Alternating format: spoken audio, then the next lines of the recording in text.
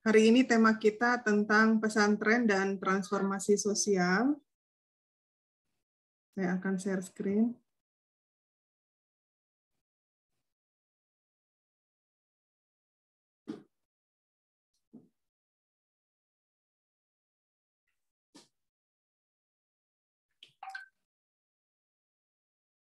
Pesantren ini sebenarnya adalah salah satu lembaga pendidikan tertua yang ada di Indonesia ya.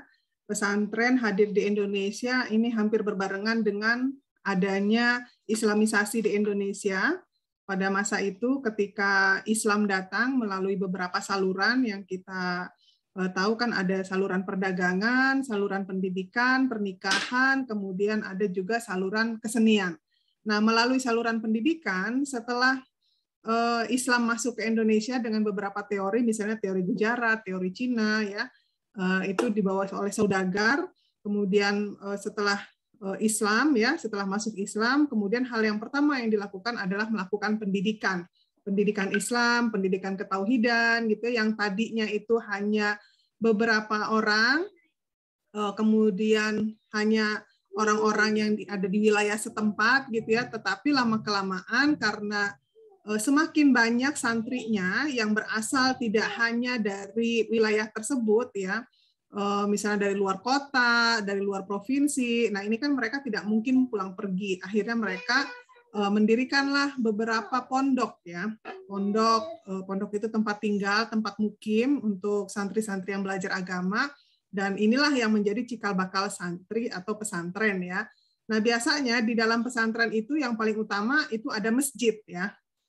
Kalau dari kata, pesantren itu asal katanya dari kata santri, ada awalan pe, akhiran an, yang artinya ada tempat tinggal santri.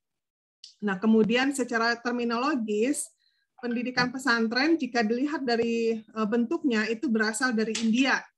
Jadi sebelum penyebaran Islam di Indonesia, ini sudah ada. Jadi di India itu sendiri atau agama Hindu ya, itu di Jawa juga sudah ada gitu ya. Jadi mereka menempatkan santri-santrinya itu di dalam satu pondok-pondok gitu ya, di mereka memang ditempatkan di satu asrama untuk belajar agama Hindu.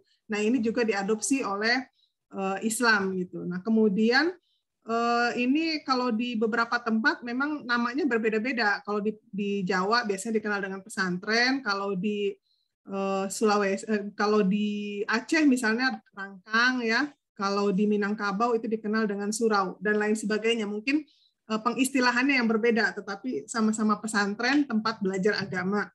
Nah, jadi yang paling utama biasanya ada asrama dan ada masjid tempat belajarnya. Nah, tujuan berdirinya pesantren, jadi pesantren itu untuk mendidik alim, ulama ya, yang mengetahui tentang agama gitu, dan nanti akan menjadi ustadz atau menjadi kiai, memiliki pesantren lagi gitu. Nah, kalau tujuan umumnya itu membimbing anak didik menjadi manusia yang berkepribadian Islam, yang mampu mengamalkan ajaran agamanya, kemudian menyebarkan ajaran Islam. Nah, ini tujuan awal berdirinya pesantren. Nah, kalau di pesantren itu kalau awalnya ya pada masa sejarah itu biasanya modelnya itu kayak sorogan gitu ya. Ada ustadz atau kiainya, dia duduk dikelilingi oleh siswa-siswanya atau santri-santrinya.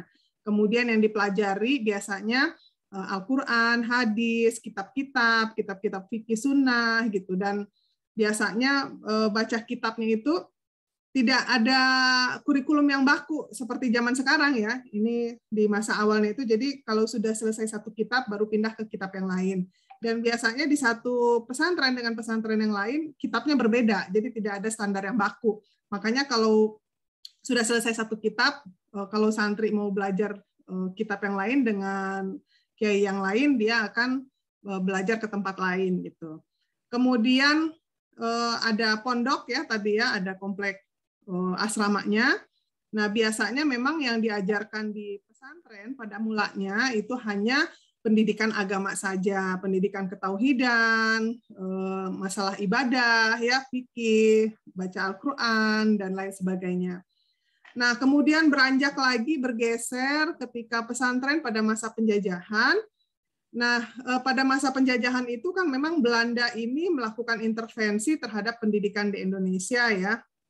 Jadi pendidikan yang sudah terklasifikasi itu memang hanya pendidikan Belanda. Sementara kalau pendidikan pesantren tadi kan modelnya itu kayak Sorogan gitu ya, tidak ada kelas gitu. Jadi mereka ya udah di masjid aja, kira-kira seperti TPA yang ada di masjid-masjid sekarang. Jadi berkumpul, berkelompok mengelilingi ustadznya, belajar agama gitu ya. Jadi tidak ada klasifikasi umur, tidak ada kurikulum yang baku tentang materi yang diajarkan gitu. Nah, lalu pada masa penjajahan ini, masa Belanda, kita tahu Belanda menjajah Indonesia cukup lama, 350-an tahun ya. Nah, ini Belanda hanya mengkhususkan pendidikan umum ini diberikan kepada anak-anak Belanda. Itu yang prioritas. Jadi ada kelas-kelasnya juga. Jadi yang pendidikannya elit gitu ya, yang pendidikan nomor 1 dikasih ke anak-anak Belanda. Kemudian kalau anak-anak pejabat Indonesia, anak-anak adipati, anak-anak bangsawan gitu ya, mereka diperbolehkan hanya di posisi istilahnya itu yang kelas 2 gitu ya, pendidikan kelas 2. Jadi itu pun kalau nanti dia lulus, mereka bisa kerja di pemerintahan Belanda yang ada di Indonesia, di kantor-kantor, kalau sekarang mungkin namanya Pemda istilahnya gitu ya. Nah, di kantor pemerintahan itu hanya sebagai bukan pengambil keputusan gitu loh, bukan ketuanya, bukan pimpinannya gitu, tetapi hanya pegawainya aja, staf-stafnya aja gitu. Nah, itu pendidikan untuk pribumi dari kalangan bangsawan. Nah, kelas yang lain yang dari rakyat jelata ini sama sekali tidak boleh ya. Jangan harap anak-anak dari rakyat jelata itu bisa bersekolah di sekolah Belanda. Nggak boleh, dilarang gitu ya. Nah, akhirnya pesantren ini menjadi salah satu pendidikan yang cukup istilahnya itu menjadi satu solusi gitu ya, yang memintarkan masyarakat Indonesia. Jadi pesantren ini punya jasa besar terhadap pendidikan di Indonesia gitu ya, ketika saat itu anak-anak bangsa tidak bisa merasakan pendidikan di sekolah formal Belanda gitu. Nah, akhirnya pesantren ini tetap eksis bersanding dengan sekolah-sekolah yang didirikan oleh Belanda dan diperuntukkan oleh kalangan terbatas, anak-anak Belanda dan anak-anak bangsawan Indonesia. Nah, tetapi meskipun pesantren ini ada ya, boleh oleh Belanda, tetapi Belanda ini nggak mau kalah pamor, nggak mau kalah saing gitu ya. Jadi yang di ibu kota, misalnya di kota-kota besar seperti di Jakarta, di Jogja, di Surabaya, yang kota-kotanya itu hanya sekolah Belanda yang boleh. Yang pesantren-pesantren ini minggir. Minggir maksudnya itu ke kampung-kampung, didesak sampai ke desa-desa gitu ya. Nggak boleh ada di ibu kota gitu. Karena ya itu tadi, mereka nggak mau kesaing gitu ya. Nah, ini mungkin yang berlanjut sampai sekarang. Jadi coba kalau kalian lihat ya pesantren-pesantren besar yang ada di Indonesia, bahkan besar gitu ya, model pesantren Gontor, pesantren Dar El Qolam, pesantren apalagi Tebu Ireng, terus pesantren yang besar-besar itu juga, itu semuanya kan ada di desa kan. Kayak pesantren Gontor misalnya, itu kan nama kampungnya ya, nama kampung. Mungkin ada yang dari Gontor nggak di sini nih? Itu yang saya tahu dia nama kampungnya gitu. Nama pesantrennya kan Darussalam, Pondok Pesantren Darussalam, tapi yang dikenal nama kampungnya Gontor, jadi disebut pesantren Gontor. Terus di Sumatera ada tuh di daerah Sumatera Utara, namanya pesantren Mustafawiyah, pesantren besar di sana gitu, pesantren tua. Tapi adanya di pelosok gitu, adanya melewati hutan, melewati gunung gitu kan, pokoknya di pelosok lah. Dan nama kampungnya itu Purba Baru. Jadi orang taunya pesantren Purba. Yang ketahuan itu apa istilahnya, nama kampungnya yang tersohor gitu kan. Terus kalau di pesantren Dar El Qolam itu karena dia dulu nama kampungnya Gintung, itu biasanya orang sebut pesantren Gintung, padahal nama pesantrennya Dar El Qolam. Karena yaitu masih peninggalan kolonial Belanda gitu ya. Pesantren itu didesak sampai ke pelosok. Dia nggak boleh ada di kota-kota. Nah, tetapi meskipun udah didiskriminasi, alhamdulillah pesantren tetap eksis dari zaman dulu, dari zaman Wali Songo, bahkan sebelumnya sejak masuknya Islam ke Indonesia sampai sekarang itu masih eksis ya. Bahkan pesantren ini walaupun dia didiskreditkan oleh pemerintah Belanda, dia mewarnai ya perjuangan pergerakan kemerdekaan di Indonesia gitu kan. Pesantren, tokoh-tokoh pesantren ini termasuk tokoh-tokoh yang disegani oleh Belanda gitu ya.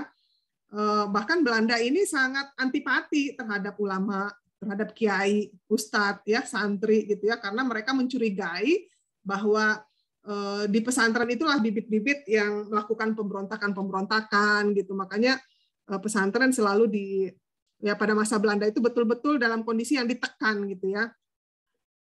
Nah, kemudian pada masa kemerdekaan. Nah, jadi kalau tadi kita cerita bagaimana pesantren didesak oleh Belanda, nah pada masa kemerdekaan ini mulai ada perkembangan. Misalnya Ki Hajar Dewantara, dia ini adalah seorang Menteri Pendidikan Pengajaran ya, mengatakan bahwa pondok pesantren adalah dasar dari pendidikan nasional gitu karena dia selaras dengan kepribadian bangsa.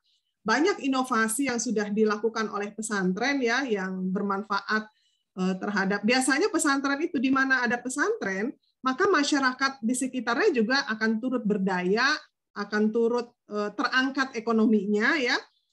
Coba kalian lihat ya, kalian perhatikan terutama teman-teman yang kebetulan lulusan dari pesantren. Itu dia ekonomi masyarakat sekitar biasanya ikut terangkat ya, karena pesantren itu tidak eksklusif. Jadi dia biasanya melibatkan warga sekitar.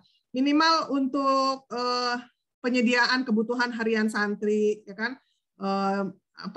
Makanan ya, makanan bisa di-drop dari warga sekitar. Kemudian misalnya bisa jadi pegawai-pegawai di pesantren itu ngambil dari, kan tadi pesantren kan ada di daerah-daerah ya, di desa-desa yang biasanya orang-orang itu kan mungkin pendidikannya terbatas, ekonominya biasanya terbatas gitu, tapi dengan adanya pesantren mereka ikut terangkat. Dan biasanya pesantren itu memberikan subsidi buat anak-anak di kampung yang ada di sekitar pesantren. Apakah itu pendidikan gratis, memberikan lapangan pekerjaan ya, dipekerjakan misalnya ya, jadi ibu dapur, jadi satpam, jadi tukang kebunnya, jadi macam-macam, atau misalnya dia buka kantinnya, bikin makanan, kan itu akhirnya ekonomi berputar di pesantren itu ya dengan masyarakat sekitarnya.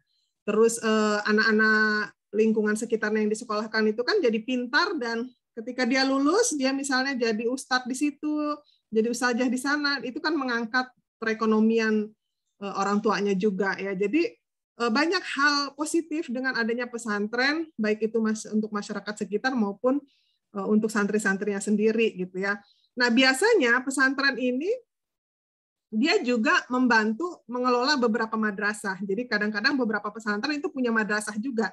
Karena kalau zaman dulu kan pesantren itu terpisah dengan sekolah umum gitu ya. Jadi mereka juga ikut mendirikan madrasah-madrasah biar dapat ijazah negara ya istilahnya gitu. Kemudian bahkan ada yang sampai punya perguruan tinggi gitu. Kayak Gontor dan Dar El Qolam itu kan dia punya juga ya perguruan tingginya. Jadi pesantren sampai ke perguruan tinggi. Nah, ada dua jenis pesantren yang kita kenal, ada pesantren modern atau pesantren halaf ya. Jadi ini biasanya dia sudah menerapkan kurikulum sesuai dengan yang ditetapkan oleh pemerintah. Di Indonesia ada dua ya, pendidikan itu dikelola oleh dua kementerian. Yang pertama pendidikan agama seperti pesantren, ini pesantren madrasah gitu kan, itu dikelola di bawah Kementerian Agama. Kemudian ada juga sekarang pesantren yang mengikut kurikulum Kementerian Pendidikan Nasional, ya Kemendiknas. Kayak di Dar El Qolam ya, dia punya ada beberapa pilihan, ada Dar El Qolam 1, 2, 3, sampai 4 kalau nggak salah ya. Jadi tinggal pilih apakah mau pakai kurikulum yang Kemenak, jadi kurikulumnya kurikulum madrasah, atau mau pakai kurikulum Kemendiknas, jadi seperti SMP dan SMU gitu. Jadi pesantren sudah cukup beradaptasi ya dengan kebutuhan pasar sekarang gitu ya. Kebutuhan pasar itu maksudnya mengikuti perkembangan gitu ya. Jadi bukan lagi diidentikan pesantren itu seolah-olah sekolah yang kumuh, lecek gitu ya, madesu gitu ya. Tetapi enggak, justru sekarang alumni-alumni pesantren itu berkiprah sangat luas ya, dan mereka itu bisa mengisi jabatan-jabatan strategis di berbagai posisi di pemerintahan ya, baik eksekutif, legislatif, yudikatif gitu ya, bahkan ada yang jadi keamanan ya, tentara, polisi dan lain. Jadi semua lini kehidupan itu bisa dimasuki oleh alumni pesantren. Jadi jangan ragu-ragu kalau kalian punya adik, punya saudara, ya rekomendasikan untuk masuk di pesantren gitu. Nah, jadi ciri khas pesantren modern dia ada klasikal ya, klasikal itu ada kelas-kelasnya, ada kurikulumnya, tahun ajarannya gitu ya. Nah, ini ada metode pembelajaran yang disesuaikan dengan kurikulum. Nah, ini contoh kegiatan harian, ini saya kutip dari websitenya Darul Qolam ya. Dia mulai dari jam 4, sholat subuh, persiapan sholat subuh, ada kegiatan bahasanya, ini kegiatan harian, sarapan, mandi, terus kegiatan pembelajaran, ada ibadah berjamaah, kemudian ada juga ekskulnya, ada kegiatan amaliyahnya, kemudian bahkan sampai malam, sampai belajar malam sampai jam 10 malam itu dikontrol sama ustadznya. Nah, jadi hampir 24 jam hanya istirahat dan tidur malam saja yang tidak dikontrol ya, tetapi biasanya ada yang piket juga kan gitu ya. Jadi 24 jam itu dalam pengawasan ya, dalam pengawasan yang tersistem gitu. Coba Anda bayangkan kenapa sekarang pesantren ini menjadi salah satu alternatif pendidikan yang digemari, yang dipercaya oleh orang-orang tua gitu ya. Karena orang tua merasa aman, nyaman, yakin gitu ya, kalau anak-anaknya ya paling tidak belajar agama, karena bekal yang paling utama adalah pendidikan agama gitu. Sementara kalau di sekolah umum mungkin cuma sampai siang gitu ya, sampai siang, sampai zuhur, atau paling lama kalau yang di sekolah IT itu mungkin sampai asar gitu kan. Nah setelah itu kan nggak ketahuan tuh, setelah pulang sekolah nanti dia berteman dengan siapa, di jalan dia ketemu siapa gitu ya. Kalau anaknya punya karakter yang kuat mungkin dia tidak terpengaruh ya, ada godaan misalnya mau coba barang-barang terlarang dia pasti menolak gitu. Tapi kalau anak-anak yang tidak kuat gitu ya, bisa jadi dia terpengaruh oleh lingkungan sekitar gitu. Itulah yang menyebabkan orang tua sekarang lebih percaya. Trennya itu kalau di perkotaan itu mereka sudah trennya itu memasukkan anak-anak ke pesantren gitu. Alhamdulillah ya, perkembangan yang baik. Kemudian pesantren salafi ini masih ada juga. Pesantren salafi ini dia ciri khasnya itu dia belajar dari kitab-kitab klasik atau kitab kuning yang kita lihat ya. Dia hanya mengajarkan pendidikan agama. Dia biasanya metodenya itu masih sorogan, wetonan, kemudian hafalan ya, fokusnya pada kitab-kitab kuning. Nah, jadi tinggi rendahnya ilmu santri itu terukur pada bagaimana penguasaannya terhadap kitab-kitab tersebut. Nah, kalau dikatakan tentang transformasi sosial, ini sama dengan perubahan sosial ya. Jadi dia beralih bentuk gitu. Tadi sudah saya jelaskan ya, peralihannya itu mulai dari yang tidak tersistem, tidak terklasikal, sampai sekarang menjadi pesantren yang dengan sistem yang baik, dengan kurikulum yang baik gitu ya. Nah, pesantren ini punya 3 fungsi sosial, dia sebagai institusi keilmuan, sebagai institusi keagamaan, dan institusi sosial kemasyarakatan. Nah, tadi sosial kemasyarakatan sudah saya jelaskan juga bagaimana dia berperan tidak hanya mendidik santri-santri yang ada di lingkungan pesantren, tetapi mereka juga biasanya itu memberdayakan ya, rutin membina masyarakat di sekitarnya, baik itu melalui majelis taklimnya ataupun kegiatan-kegiatan sosial keagamaan lainnya. Misalnya kalau ada kegiatan perayaan hari besar keagamaan ya, model seperti kalau udah mau Idul Fitri misalnya ada zakat ya, warga sekitarnya mendapatkan itu gitu ya, mendapatkan zakat, atau misalnya pas waktu Idul Fitri, Idul Adha dapat pembagian kurban, macam-macam gitu ya, banyak hal positif yang didapat oleh masyarakat sekitar. Nah, jadi pendidikan ini harus mampu mengarahkan manusia pada fungsi dan kedudukannya yang sebagai hamba dan sebagai khalifah ya, sebagai hamba Allah, maka kita wajib tekun, kita wajib beribadah, kita wajib taat kepada Allah. Dan sebagai khalifah, maka kita harus memanage apa yang ada dengan baik ya. Misalnya sebagai khalifah di muka bumi ini, kita harus memelihara alam. Banyak juga pesantren-pesantren yang menerapkan model apa ya, kayak santrinya itu diajarkan untuk bertani gitu ya, atau misalnya berwira swasta, atau ya sehingga nanti dia punya skill gitu. Ketika selesai dari pesantren, dia punya skill, tidak hanya ditargetkan untuk jadi pegawai di satu institusi, tetapi juga dia bisa membuat lapangan pekerjaan sendiri gitu. Jadi udah banyak pesantren-pesantren yang berwawasan seperti itu ya, mandiri gitu kan. Kemudian di pesantren juga biasanya mereka sudah mengadopsi berbagai teknologi dan ilmu pengetahuan ya. Banyak pesantren-pesantren yang sudah mengadopsi intelektual dengan perpaduan teknologinya gitu. Nah, jadi pesantren adalah tempat untuk mempelajari ilmu agama, juga sekarang untuk mempelajari ilmu semua ya, ilmu agama dan ilmu duniawi ya. Jadi banyak hal yang bisa didapatkan di pesantren. Jadi jangan ragu untuk belajar di pesantren. Nah, itu yang bisa saya sampaikan terkait pesantren dan transformasi